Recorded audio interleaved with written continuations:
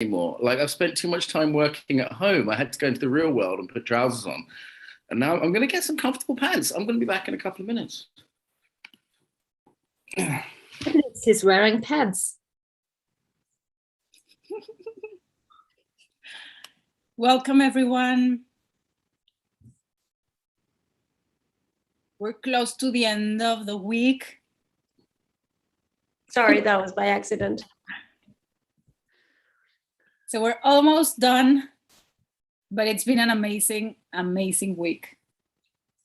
What have you, could you share in the chat which have been your favorite sessions, or maybe not favorite, but with the most takeaways? Maybe not the most pleasant. I like any with you, Patricia. I just had an awesome ride. Did you see my blacked out Mercedes Russian gangster ride? It's so gangster. I was so happy. This guy pulls up and he's in like a black suit and he's not smiling. He's like, Mr. Walsh, and opens the door to this like blacked out window Mercedes. I'm like, this is so gangster. I was loving it. Were you like, yes, it's me? I was like, yes. I didn't even acknowledge it. No, I did. That was nice. I banned someone from my training today. Someone was just rude and didn't want to learn. And I just said, get out. And they went, what? I said, just leave. They went, you can't do that. I'm a customer. I said, I don't care. Go away. And I just threw them out after 2 minutes. I just went, I'm too old for this, Patricia. I'm too old and too cynical to have people in my training. Don't want to be there. But everyone else is lovely. So it was a pretty good day. Oh, Amelia, you're breaking my heart. Amelia's my new favorite. David's got a good beard though. Welcome everyone. This is going to be unleashed, untamed, unmedicated. The ADHD drugs are wearing off around this time of day. Oh yeah, Patricia. Ready to go? I'm ready to go. We still have 3 minutes. For those of us who have unicorns, please send them away, protect them from this information. Yeah, if you do have pet unicorns or dolphins, they're going to be really traumatized by this. So just keep them away. Where's everyone from? I know Amelia's from Indonesia because she helpfully wrote it on her profile. Where are people in the world? Like if you add that to your name. Also, because I've seen Amelia on every single session pretty much this week. Like she's like thinks it's a Roxette box set, just totally binging it. How are you, Amelia? Yeah, I'm well, thank you. Yeah, what's going on? What's going on in Indonesia? Before we start, does everyone know what this session is about? Are you guys aware of where you're standing right now? Sorry, Amelia. Nice to see Andrea in Rutland, UK's smallest county, I believe. Rosa in Ireland. I think the Irish, we're natural piss takers, aren't we? I think in Ireland. I think that spiritual bullshit doesn't really fly when the Catholic Church has been fucking everyone for the last few hundred years. Do you know what I mean? We're not really believing the bullshit anymore. So my family Irish, I'm allowed to do that. It's not racist if you're from there. So that's fine, isn't it? It's fine.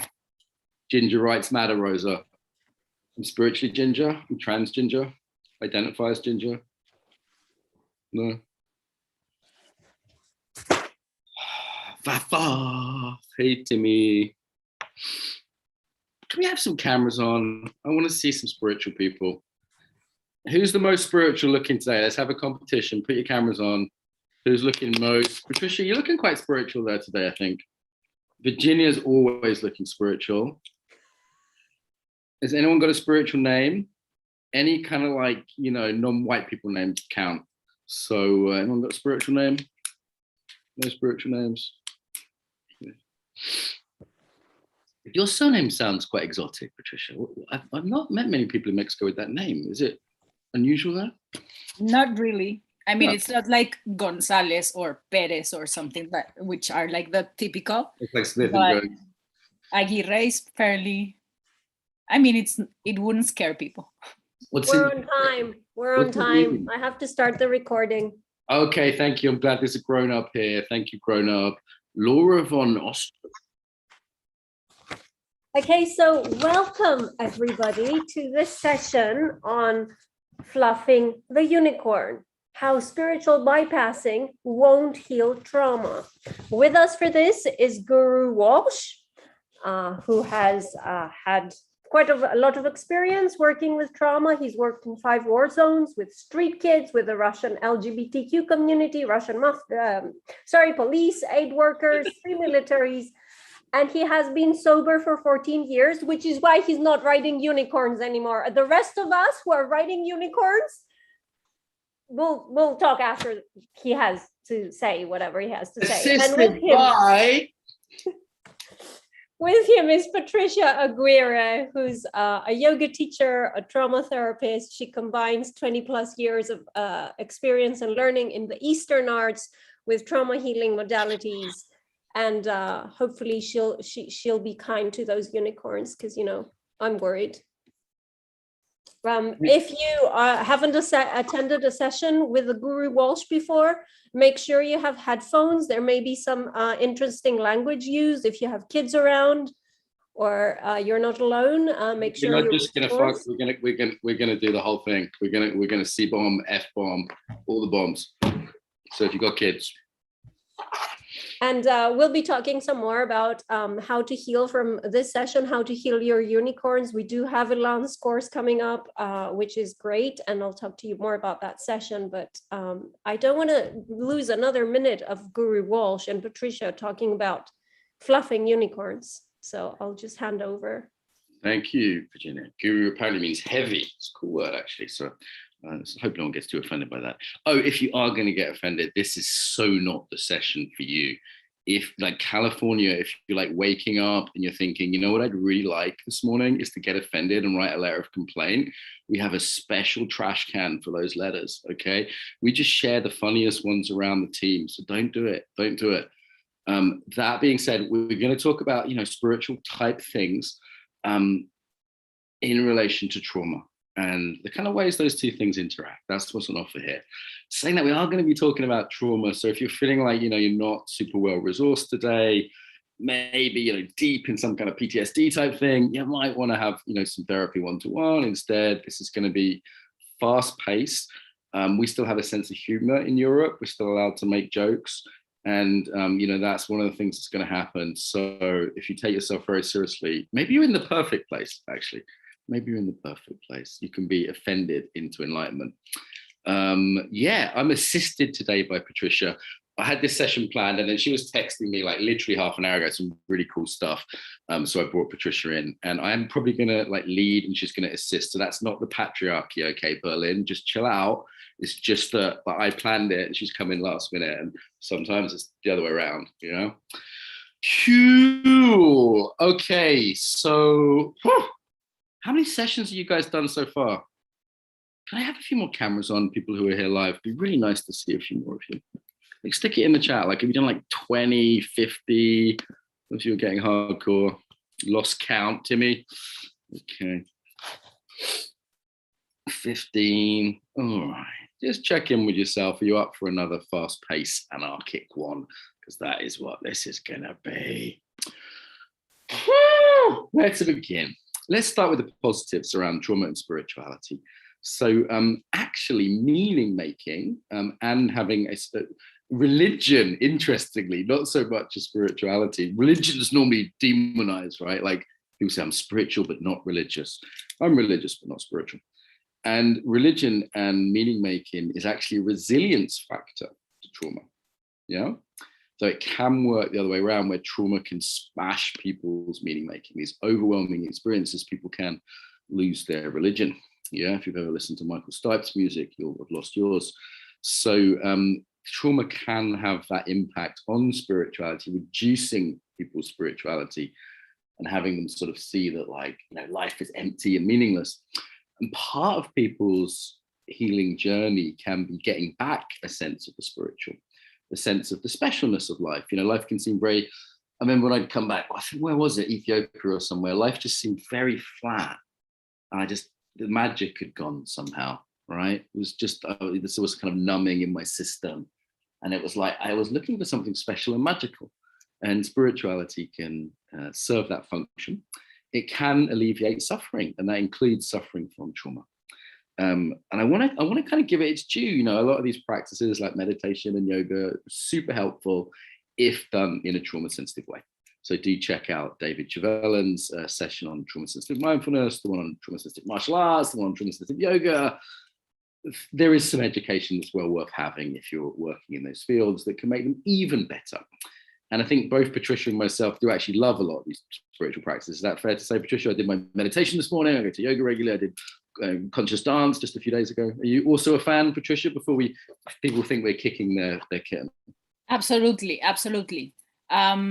Yeah, like Virginia said, I've been doing this for close to 20 years. So even though I did have to go through a weed out process, it's taken me to like core things that build myself today came from these things, and things that I do not practice anymore, yes, but things that I still practice, that the conscious dance is something that I have to do. It's also my regulars. Yeah, so let's look at trauma patterns around this. So as we've said throughout the whole week, trauma patterns are actually a really positive thing. They help us deal with chaos. They help us make the unmanageable manageable. And if you think about, let's say, yoga class, that's a really predictable place. Yeah. So that you're on your mat, no one's talking to you. You know, I remember when I tried to like chat to someone in yoga once, like, you know, before the class began, they're like, oh, that's not spiritual, go to your mat. And I kind of get, like, if you've had problems with people or life's become chaotic and a feeling of unsafety at the root of trauma, that predictability, think of a particularly, say, an Iyengar class or an Ashtanga sequence, which is just exactly the same every time, right? That can give people that sense of ritual and certainty, which can be very reassuring. If your world has become chaos, as it was for me, you know, in my childhood, when I came to the martial arts, I was like straight lines, literally in black and white in Aikido. Okay, it's like black and white outfit. Everyone's lined up. There's a clear hierarchy. There's clear rules. There's this nice ritualized bowing and processes.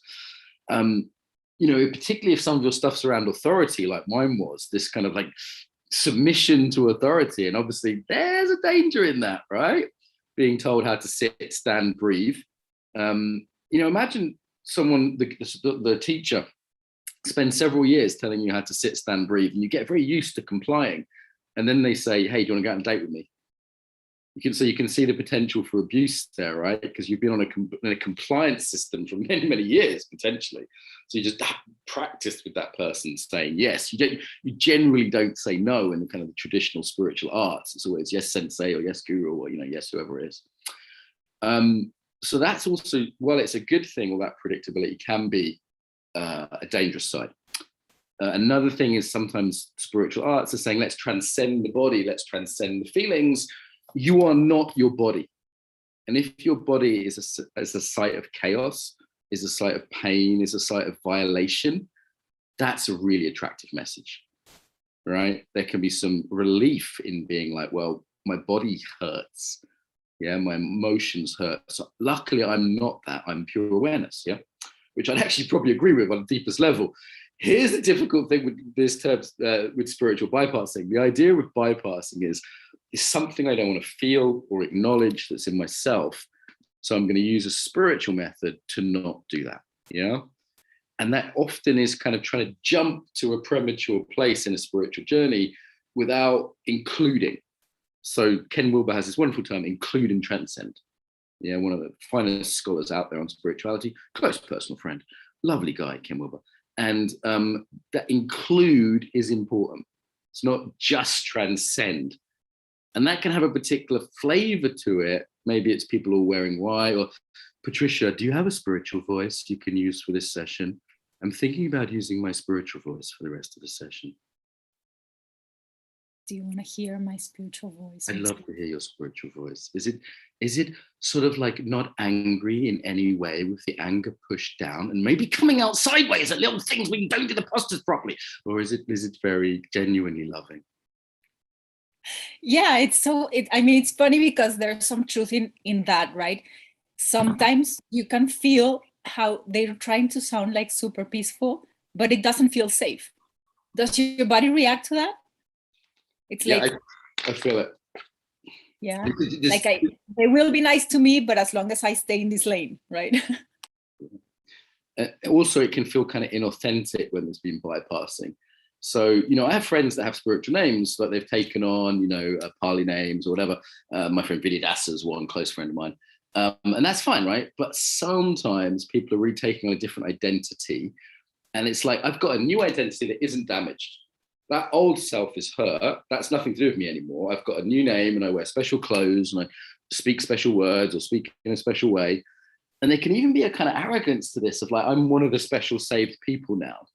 So it's everybody else that's bad and wrong, and I'm not part of that. So I'm saved. And you can see why that's attractive to someone that's had a difficult life.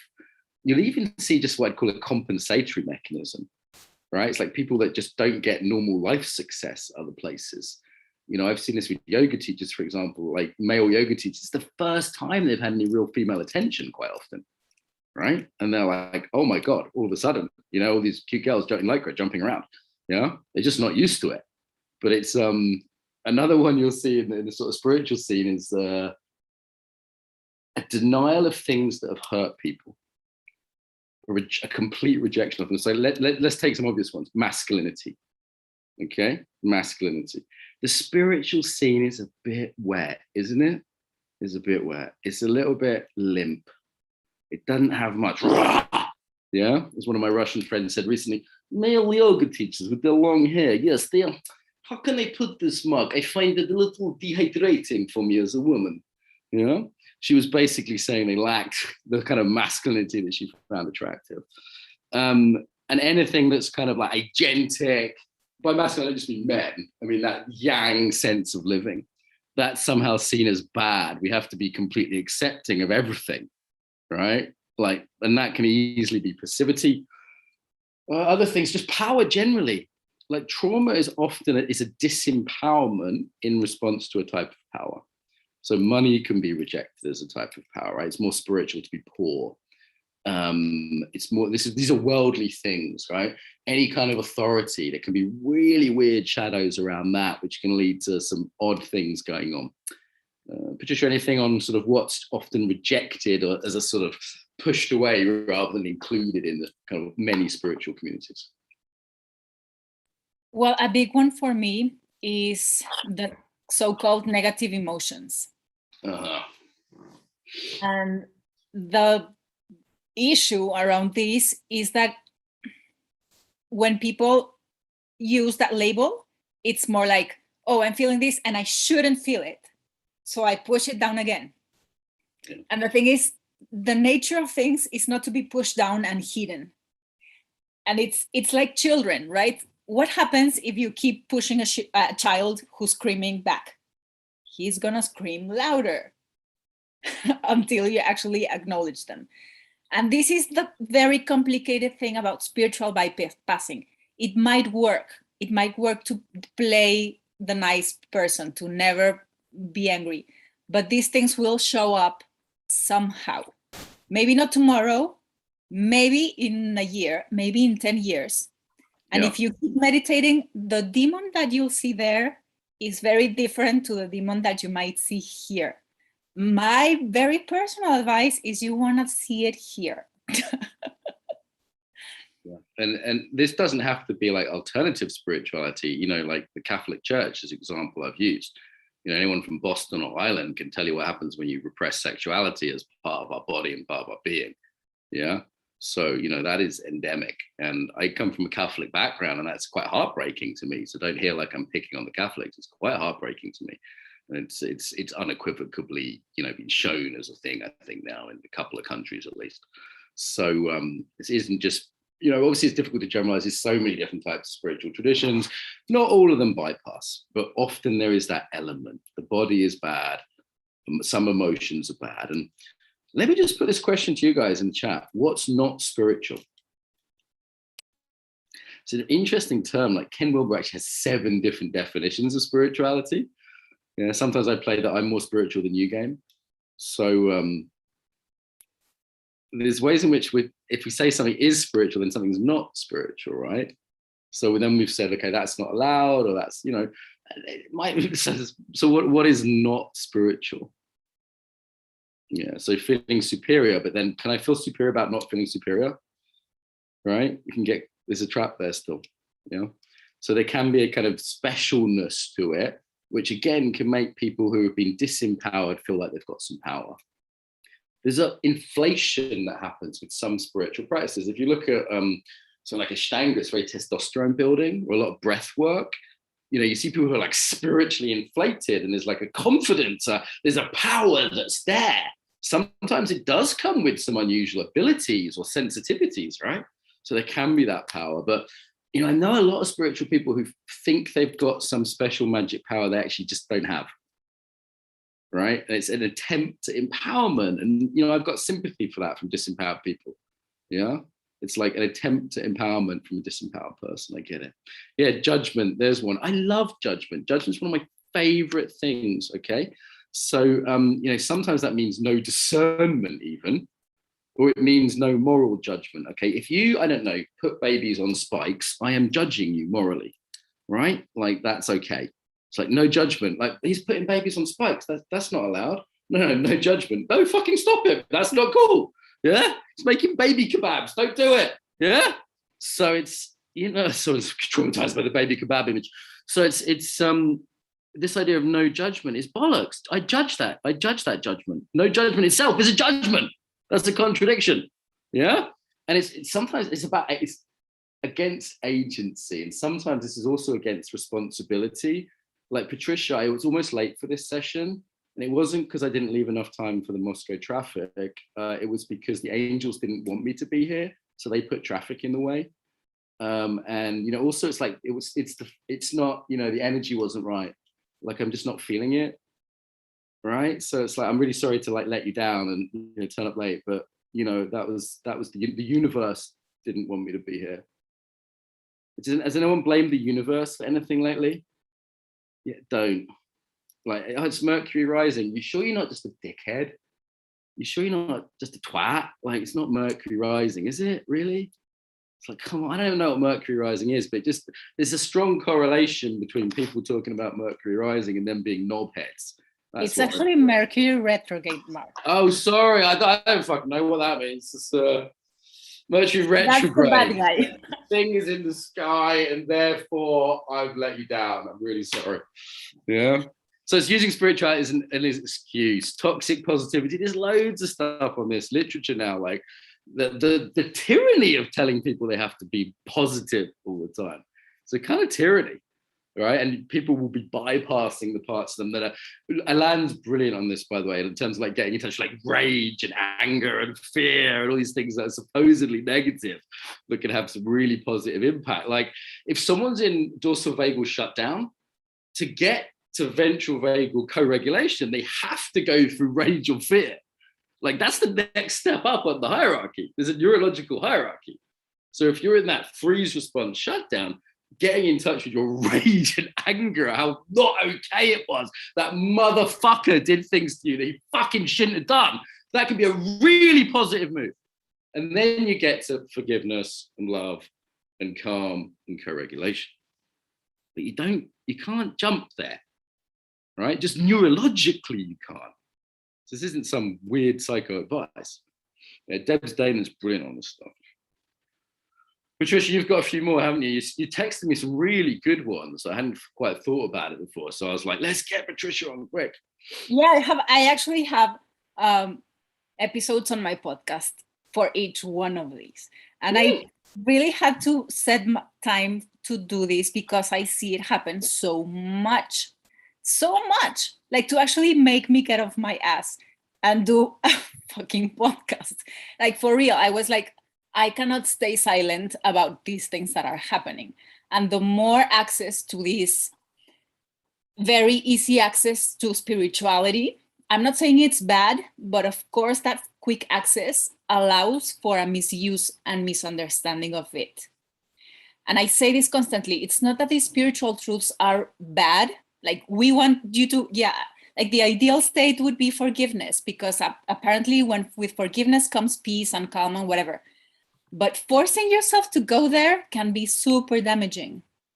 And it's as Mark said, when you are in this state of freeze, or I'm still in this, what they what they very much stigmatize as the victim state. You might need some anger before you and express that before you actually can get to forgiveness. And something that I usually... Can I jump in? The dissociation can look a lot like being really spiritual, right? That kind of dissociated state, very, very close. And, you know, I'm a mystic. I every day go into very altered states. They're not the same as trauma states. They're kind of the same, right? They can look a bit the same. You can pretend you're in one when it's in the other, but they are different. There is a differentiation, but because they kind of can look similar, some of the things like the dissociation can look like the kind of some transcendent states. Yeah, and with this use of the negative emotions that we shouldn't feel, sometimes they are the ones that will empower us once we go through them. For example, this, what Mark was saying, with go with the flow and accept things as they are, we miss the engagement of our ability that's given to us by birth to actually come and make noise in the world, to put color in the world, to take space. And if we know the universe it's not flowing, maybe it's not flowing, let it go, yes, maybe. But maybe it's not flowing, take it up a notch and do something else and use your power and use your voice and make noise, make people uncomfortable. And since there's lots of trauma around these subjects, we decide to go with the, yeah, it's just not for me right now. It's easier, right? And think about it, a lot of the kind of lighter or new age approach to spirituality is say yes to everything, right? Just let go, just say yes. It's all about the yes, the yin bias, I would call this, right? Maybe someone who's raped needs to learn to say no.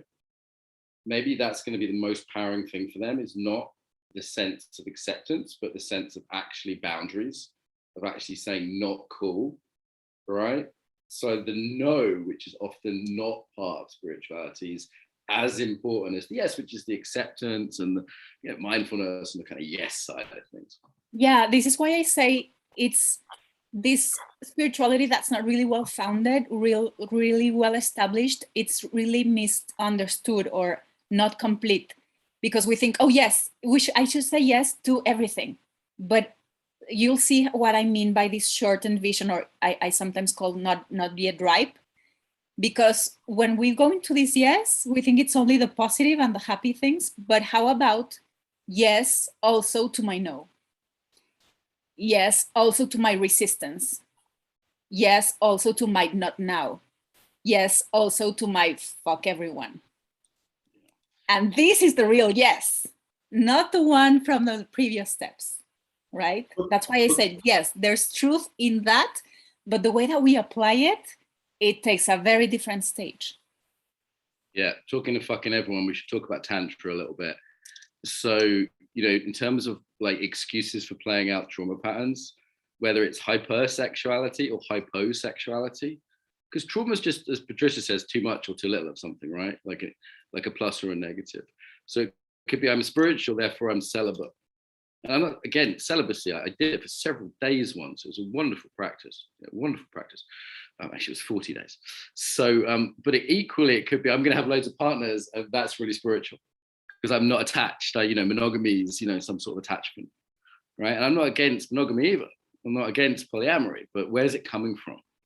Is it coming from, a healthy, I choose this because it's the best for me? Or is it coming from, this is the only thing I can do because of my neurotic sexuality? And in the Tantra scene, for example, I've seen a lot of attention craving people, particularly women, and a lot of men who just can't get laid any other way, frankly. Yeah.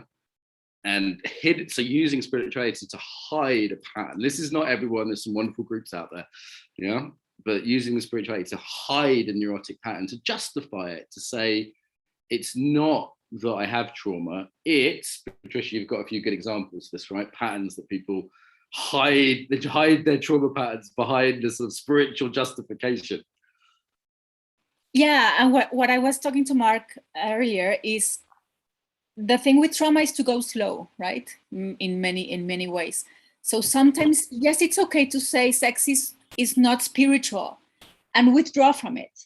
But it's very different to recognize this is what I need right now, because this area is very damaged, or it's I mean, I don't feel resourced enough to know how to integrate my sexual life into my life, so I best keep it aside right now and have no contact. But it's very different to actually acknowledge that from a very mature and adult state versus, oh, this is what spirituality and someone says that is right, and I hide here. Because that the danger of this is two things. One, that I can get stuck there, and two, that it doesn't give me the chance to actually grow into then doing something once I'm guarded in this no sexuality, or maybe Tantra gives us a lot of, we need to breathe first, right? And that's great, but sometimes it's, hey, I don't feel safe enough with you yet. Or, hey, I don't like you enough yet. Just saying those words for a woman, it's such a process to be able to say, I don't like you that much. I don't like you sexually. So it's best to use, the Tantra filters, because Tantra gives you filters, right? But it gets you to different places. So if you say you don't fancy me, Patricia, that's like it's because of a spiritual reason, right? It's not because I'm like short and chubby and unattractive. It's like a spiritual thing. Because I got it. It's important. It's important we get it now down. So you can always pick your spiritual practice based on your neurosis, right? So if your neurosis, let's say you're very badly self-regulated, that's a common trauma thing. You pick a spiritual school where everyone cries and screams and jumps up and down doing Osho, and you're a wild woman now, okay? Or maybe you're a goddess and you get to be, you get to kind of do that stuff, and everyone goes, wow, such a goddess, so wild, and it's like, yeah, maybe you just need to get your shit together. Maybe like some self-regulation would be really good, as opposed to just justifying being an absolute lunatic. Yeah. Equally the other way around, if your spiritual thing is like I control freak, I close everyone down, you go to martial arts or Zen or something, right? Where it's like everyone's in straight lines, everything's really strict, and you can be like, no, it's not good to have emotions. It's not good to, everything has to be controlled. This is more spiritual if we do everything in the Theravada way or whatever it is. So you can pick your spiritual practice based on your neurosis.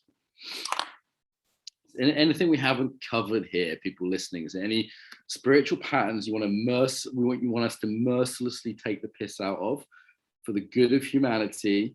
Okay, Alan and I did another one of these you might like.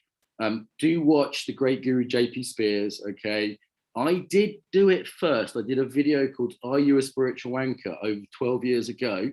And it was my first viral video. You can look it up if you want to see a skinny young Mark. And it was very popular. And then JP Spears started just afterwards. But to be fair, he has done it better than me. So I'm going to give JP some love. If you want to see lots more examples of spiritual bypassing, anal crystal shagging, dolphin licking, unicorn masturbating, whatever, JP is your man. And he should be mandatory at all therapists' courses around trauma. Mandatory viewing, because taking yourself too seriously isn't healthy. Any patterns we've missed in the chat, any spiritual things that particularly annoy you, or things you think we haven't covered? I think there's a bunch more, Patricia, but we're almost out of time, right? Yeah, I actually do speak of this for hours. But one that I really don't like seeing, particularly in people that work with me, is the idea of letting go of expectations. And then you erase yourself. And you erase what you want out of life and what you want to push yourself towards. And it's easy to say no expectations because I don't have to deal with disappointment later. I don't have to deal with facing failure. I don't have to deal with making noise and asking for what I want. So this, I don't like it. This is one of my least favorites because it really erases people. And we're not here to do that. Like when Virginia shows up like drunk and late for meetings, it's just like, hey, don't have expectations. That's not spiritual. I'm like, come on, Patricia, can't do that. Yeah. Okay, guys, this has been wonderful. I apologize for not actually fluffing any unicorns. I have a number of my students tend to buy me unicorns and dolphins as presents to take the piss out of me, which is good. If your students aren't mocking you, you're a dictator. That's one of the signs. So there's an old tradition of clowns and kings around this. So I apologize we didn't actually fluff any unicorns today, but I can recommend some good unicorn porn. If you do want any, I'll send you, just DM me, I'll get you a link, sort you out. If, however, you want the grown-up, David's like, oh, sweet. If, however, you want the grown-up stuff, the superpower stuff we're doing, really, really cool. I've just been seeing Jane's stuff on this site. It's really touching. Obviously it's different things that we sorted out. We did our cheapest ever product for the healing trauma one, because we just wanted to say, look, if people have trauma and they need some help, that's real cheap. That's something anyone can get, or most people. If you actually can't afford $49, just email us. We'll sort you out. If you're deep in trauma and you need some help. We try and cover our costs. And then if you're kind of, your stuff's a bit more together, you're going into the realm of from healing into growth, the superpower stuff, I think is a really cool contribution. And obviously, if you're a facilitator, you need to know a lot more because you've got to know everyone else's plans, right? So you can say, okay, that's how they're looking at. Like, give an example of that. Someone today on my training, extremely arrogant, really wasn't in a learner mode. And I got kind of angry. And then, because it's just like, why are you here? And then I went, oh, that's their safe place. They're a trainer like me, right? That's where they feel safe, knowing everything. Yeah, like you could feel safe with spirituality or feel safe not knowing, always being the student. So, Virginia's looking at the time. Bad boundaries. No, boundaries are spiritual, Virginia. Ending on time is spiritual. So do have a look at those things if you want to kind of take things to the next step. We've got loads of other great sessions on as well. What's next, Virginia? The Q&A with Patricia. Awesome. When's that?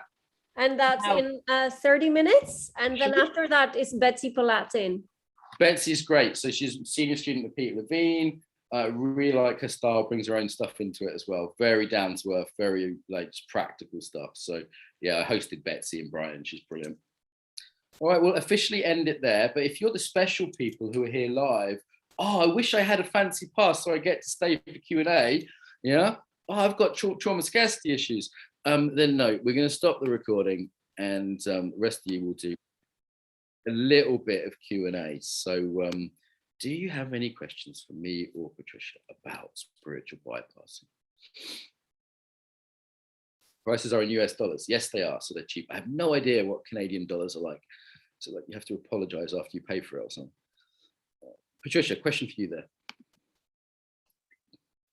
Question about expectations, things, not removing expectations, but it is the releasing attachment to expectations that are unrealistic with what you are working with, or time, energy, expectations, and boundaries, expectations. Yeah, I mean, what I say is, one, instead of like the cheap version is get rid of it all, get rid of the expectation. The mature version would be learn discernment. Which expectations are actually real and doable and which are not. This is particularly difficult, let's say, dating. So is this guy actually a good match? Is this guy an asshole? And being able to know the difference. That's not as easy as it sounds. Second, knowing what to do if what I see that's developing is not what I want. That needs to have a connection with how I'm feeling, with what's happening. Am I resonating with what's happening and not just taking things as they come? So that's the second part of it. And third is, once I see the result of that, am I resourced, adult enough, mature enough to handle life as it shows up?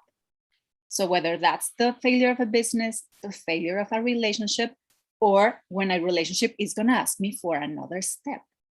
Yeah, and also to take responsibility for that, right? Like, hey, I was involved in this. It wasn't just the universe. Patricia, what's your podcast? It's in Spanish. You can find it iTunes or Spotify. Espiritualidad aterrizada, which means grounded spirituality. But if you know Spanish, you can follow that. Okay, so question for me here. Right. How do I set healthy boundaries to someone who's stuck in spiritual bypassing to avoid extreme trauma? Who I have to deal with on a regular basis. Okay, first of all, you don't have to deal with anyone, right? But I guess when co-parenting is involved, that's a pretty big decision if you were to not deal with them. And it's interesting to me, co-parenting seems like the marriage of the 21st century, because you're stuck with that person to some extent unless you make a really clear, hard decision. And there are cases where I've had friends who have done that because they go, this guy's just abusive or, deeply unpleasant, criminal, whatever it is. So always take away the have to. That's the first thing, even if it's like going back into responsibility. If I choose to engage with this person for the sake of my child, that's already an empowerment move, right? I have heard that a lot. The justification of abusive relationships. Oh, he's my teacher. He's teaching me a lot of stuff. We are twin flames, twin souls, mates, whatever. And then I'm justifying the worst experience of my life. Yeah, I have to. Sometimes the lesson is leaving. Yeah, no, in this case, it sounds like co-parents, so maybe they've already left. Spiritual bypassing boundaries. So learn to embody boundaries. So there's embodied work around that, like the no pose you can look up from EYP. And that, for some people like Erica's work, that can be a 2, 5, 10-year journey. Is embodying the no. So it's actually there that you can actually able to say it. And, you know, there's not a quick answer to that. That is a practice to learn to embody that. Being consistent and sticking to things, right? So like this is with children, with students, with partners, with anything. So I give you an example. I started dating someone and they turned up 15 minutes late for the first date.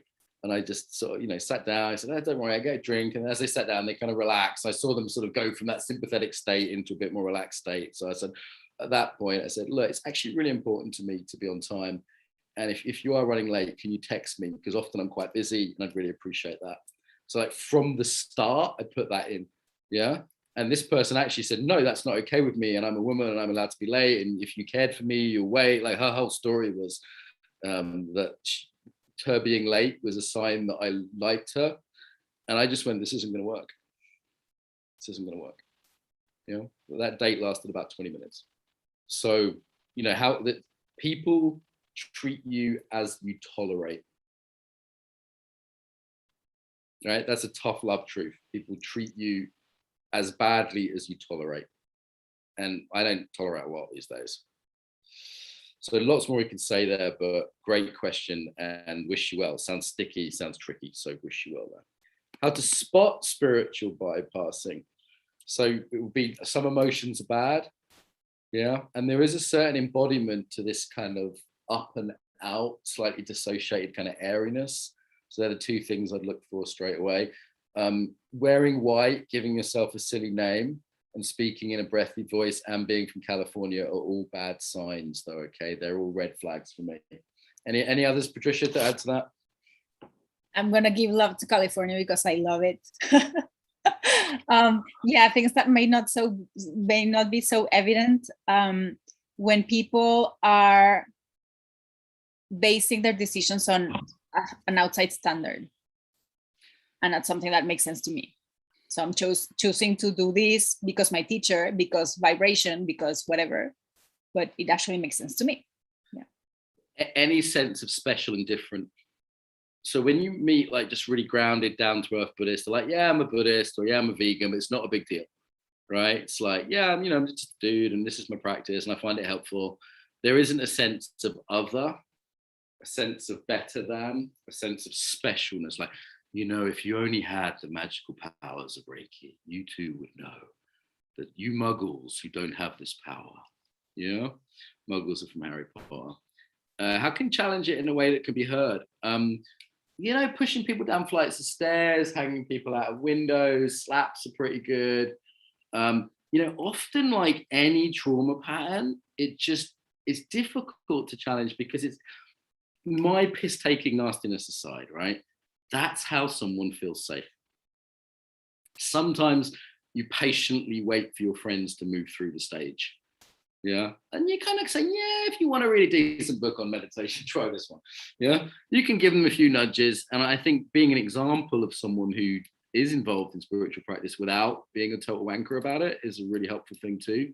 Be a non-wanker role model. But honestly, it's pretty tricky because it's pretty self-defended. It's like kind of woke culture. It's like, well, you would say that because you're not spiritual. If you were more spiritual, you'd see that what I'm doing is more spiritual than you.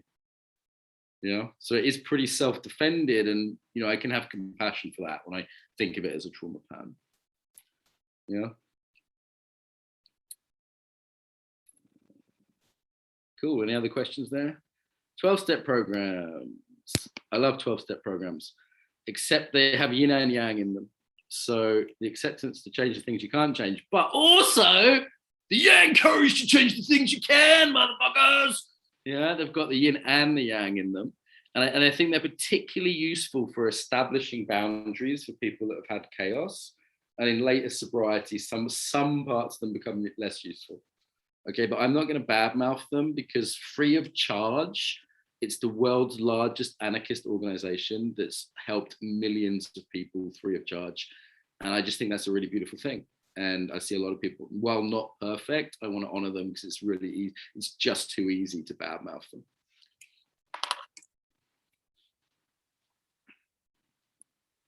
There's a question. Yeah.